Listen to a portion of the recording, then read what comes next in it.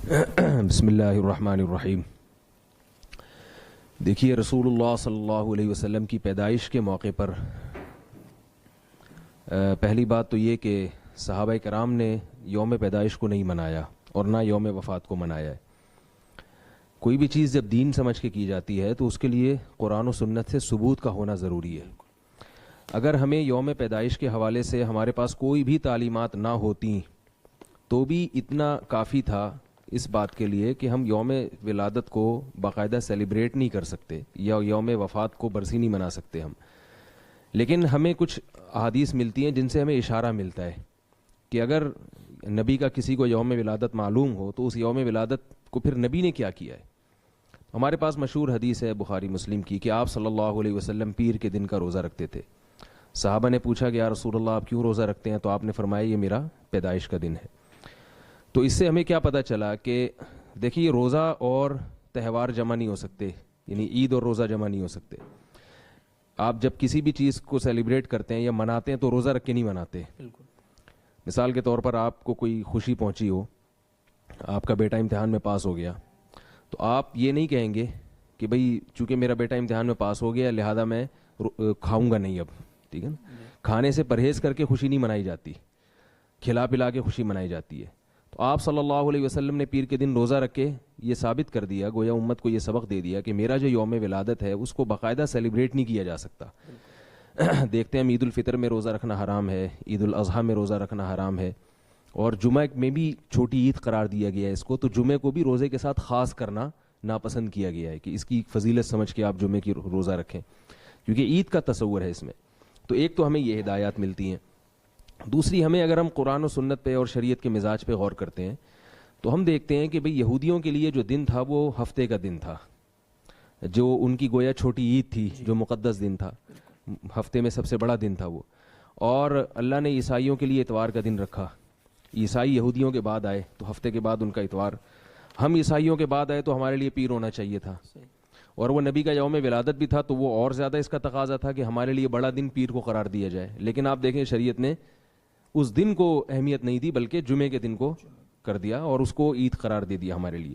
تو اس سے بھی ہمیں پتہ چلتا ہے شریعت کے اس مزاج سے کہ شریعت جو ہے وہ نبی کے یوم ولادت والے دن میں تہوار کا عنصر نکال رہی ہے. ٹھیک ہے نا. اس کو تہوار کسی بھی لحاظ سے اس کو تہوار نہیں بنانا چاہتی. صحابہ کرام کے جو طرز عمل ہے اس میں بھی ہمیں یہ بات ملتی ہے کہ صحابہ کرام نے جب سال کی ابتدا کی ہے، سال کی ابتدا حضرت عمر رضی اللہ تعالیٰ عنہ کے دور میں صحابہ کا اجتماع ہوا اور مشورہ لیا گیا کہ ہم سال کی ابتدا کب سے شروع کریں. تو یوم ولادت سے بھی کر سکتے تھے، وہ جس سال آپ کی پیدائش ہوئی، یوم وفات سے بھی کر سکتے تھے. لیکن صحابہ کرام نے ولادت کے سال کو بھی اتنی اہمیت نہیں دی، وفات کے سال کو بھی اہمیت نہیں دی، بلکہ نبی صلی اللہ علیہ وسلم کی ہجرت کے سال کو اہمیت دی. کیونکہ اس میں کیا ہمیں سبق ملتا ہے کہ نبی نے اپنا سب کچھ اللہ کے لیے قربان کیا. تو جب بھی سال تبدیل ہوگا تو ہمارے ذہن میں یہ آئے گا کہ جیسے اب 1439 چل رہا ہے، 1439 ہجری کا یہ ربیع الاول چل رہا ہے اور آج 13 تاریخ شروع ہو چکی ہے اس کی. تو 1439 کا لفظ جب آئے گا تو اس کا مطلب ہے کہ نبی کو اللہ کے لیے قربانی دیے ہوئے 1439 سال ہو چکے ہیں. 38 سال ہو چکے ہیں، 39واں شروع ہو چکا ہے، یا 39 ہو چکے ہیں اور 50واں شروع ہو چکا ہے. تو اس چیز کو فوکس کیا گیا ہے. دوسری بات اس میں یوم ولادت کو باقاعدہ سیلیبریٹ کرنے میں، اس کو باقاعدہ منانے میں ایک اور خرابی بھی ہے کہ اس پر کوئی بھی مسلک ہو، تمام مسلک کے علماء کا اس پر اجماع ہے کہ سالگرہ منانا جائز نہیں ہے. آپ دیکھیں سارے علماء کسی بھی مسلک کے ہوں یہی فتویٰ دیتے آئے کہ غیروں کا طریقہ ہے.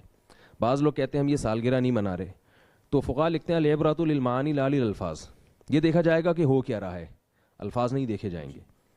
آپ اگر کسی کو ایک چیز دیتے ہیں، اپنا مکان بیچتے ہیں اور اس کی 1 کروڑ روپے آپ لیتے ہیں اور آپ یہ کہتے ہیں میں مکان کسی کو گفٹ کر رہا ہوں 1 کروڑ کے بدلے میں، تو نام تو گفٹ کا استعمال ہو رہا ہے، ہدیے کا استعمال ہو رہا ہے، مگر چونکہ آپ 1 کروڑ روپے اس سے لے رہے ہیں تو اس کو ہم کیا کہیں گے؟ اس پہ بیع و شراء کے، خرید و فروخت کے حکام جاری ہوں گے. تو لیبل چینج کرنے سے، میں اس پہ ایک چھوٹا سا لطیفہ بھی سناتا ہوں لوگوں کو کہ ایک آدمی نے چینی کی بوری رکھی ہوئی تھی اور بیچنے کے لیے، اور اس پہ چاول کا بورڈ لگایا ہوا تھا. کسی نے کہا ہے یہ چینی اور آپ نے لیبل چاول کا لگایا ہوا ہے، تو یہ کیا ہے؟ اس نے کہا یہ مکھیوں کو دھوکہ دینے کے لیے کیا میں نے. ٹھیک ہے. تو مکھیاں جو ہے وہ دھوکے میں نہیں آئیں گی. تو لیبل چینج ہونے سے کچھ نہیں ہوتا. یوم ولادت کو سیلیبریٹ کرنا یہ ہے سالگرہ. کیک اس کا لازمی عنصر نہیں ہے, اس میں کیک بھی ہو سکتا ہے, مٹھائی بھی ہو سکتی ہے, بتیاں بھی ہو سکتی ہیں, یہ سب چیزیں ہو سکتی ہیں, اس میں کچھ بھی ہو سکتا ہے, اور یہ ہو بھی رہا ہے, تو کیک بھی ہو رہا ہے. لیکن نہ بھی ہو کیک, اس کو سیلیبریٹ کرنا جو ہے نا اصل چیز ہے. تو جب آپ یوم ولادت منا رہے ہیں تو یہ سیلیبریٹ کرنا ہی ہوا, یہ سالگرہ منانا ہی ہوا. اب عجیب بات ہے, انگریز ہم پر اعتراض کر سکتا ہے کہ میں اپنے بچے کا یوم ولادت مناؤں تو تم اس کو ناجائز کہتے ہو اور کہتے ہو اسلام میں یہ منع ہے, اور جو نبی اسلام لے کر آئے انہی کا یوم ولادت منا رہے ہو, انہی کی سالگرہ منا رہے ہو, تو یہ ناجائز نہیں ہے. تو آپ اس کو کیا کہیں گے, آپ اس کو کیسے قائل کریں گے اس پر؟ تو یہ اس کے بھی خلاف جاتا ہے یوم ولادت ہو. اسی طرح یوم وفات برسی ہے, اس میں برسی کو کیوں منع ہے کہ غم کو تازہ کرنا, یہ بھی اسلام میں پسندیدہ نہیں ہے. تبھی آپ دیکھیں فقہاء نے لکھا ہے 3 دن کے بعد آپ عیادت ناپسندیدہ اور مکروہ عمل ہے.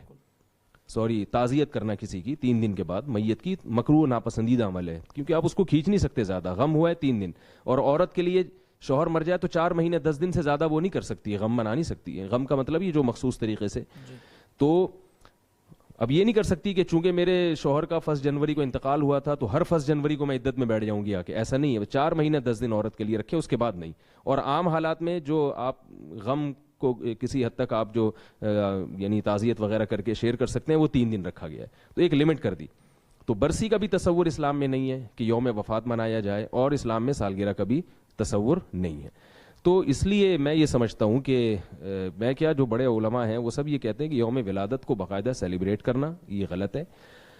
آج جمعے کے دن میرا اس موضوع پر بہت تفصیلی بیان ہوا ہے, تو جو بھی سننے والے لوگ ہیں میں ان سے کہوں گا کہ وہ ابھی اپلوڈ ہوا نہیں ہے, نیٹ ورک کیونکہ آج صحیح نہیں چل رہا تھا, اس لیے وہ فیس بک پہ لائیو بھی نہیں جا سکا, کیونکہ نبی صلی اللہ علیہ وسلم کی خوشی میں موبائل بند ہوئے ہیں, ٹھیک ہے نا, تو جو ہے نا وہ روڈ بھی جام ہوئے ہیں اور موبائل بھی بند ہوئے ہیں.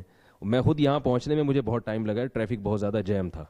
تو یہ ہم کس طرح نبی صلی اللہ علیہ وسلم کو خوش کرنے کی کوشش کر رہے ہیں کہ قیامت کے دن ہم کیسے کیا ان چیزوں سے آپ صلی اللہ علیہ وسلم خوش ہوں گے کہ ہم آپ صلی اللہ علیہ وسلم کی تعلیمات کو فالو نہ کریں اور اپنے طریقے سے ہم اس کو یعنی آپ محبت کا اظہار کی کوشش کریں.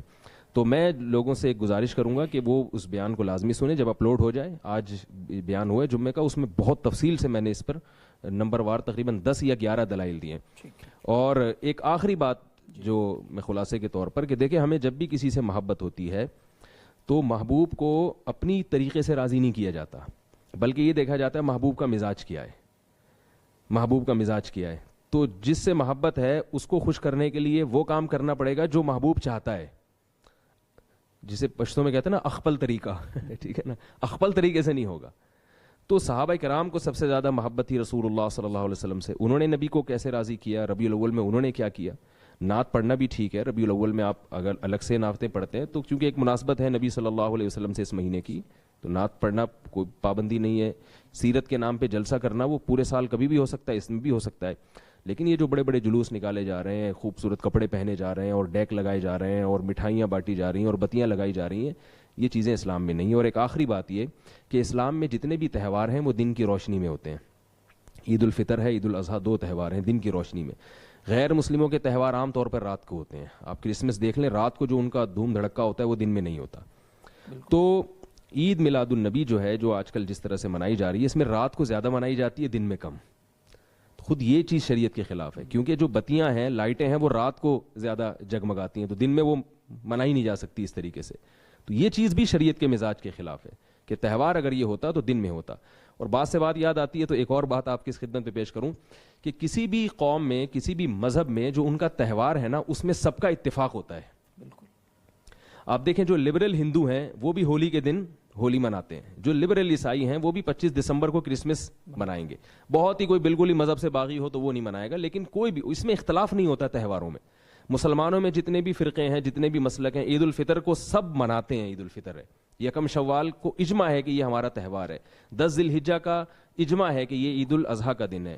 اور یہ جو تہوار ہے نا, یہ متفق علیہ ہوتے ہیں, اس میں اختلاف نہیں ہوتا. عید میلاد النبی جس طرح سے منائی جا رہی ہے, تو آپ دیکھ لیں بعض ملک ایسے ہیں جن میں پتہ ہی نہیں ہوتا کہ ان کو آج کوئی عید کا دن بھی ہے. سعودی عرب میں تو پتہ ہی نہیں ہوتا عربوں کو کہ آج کیا ہے. پورے ملک ایسے ہیں جن میں منائی نہیں جا رہی. پھر جن ملکوں میں منائی جا رہی ہے, کراچی میں, پاکستان میں منائی جا رہی ہے, کراچی میں منائی جا رہی ہے, تو کراچی میں کھارا در میں منائی جا رہی ہے, ناظم آباد میں نہیں منائی جا رہی, ٹھیک ہے نا. پھر اگر ناظم آباد میں کسی گلی میں منائی جا رہی ہے تو ایک گلی میں عید ہے, اگلی گلی میں نہیں ہے. اس والے گھر میں لائٹنگ ہے, اس والے گھر میں اندھیرا ہے. تو تہواروں میں ایسا اختلاف نہیں ہوتا. تو ایسا اختلاف ہونا خود اس کی علامت ہے کہ یہ مسلمانوں کا باقاعدہ تہوار نہیں ہے. اس کو عید کے لفظ سے تعبیر کرنا بھی شریعت کے مزاج کے بہرحال خلاف ہے.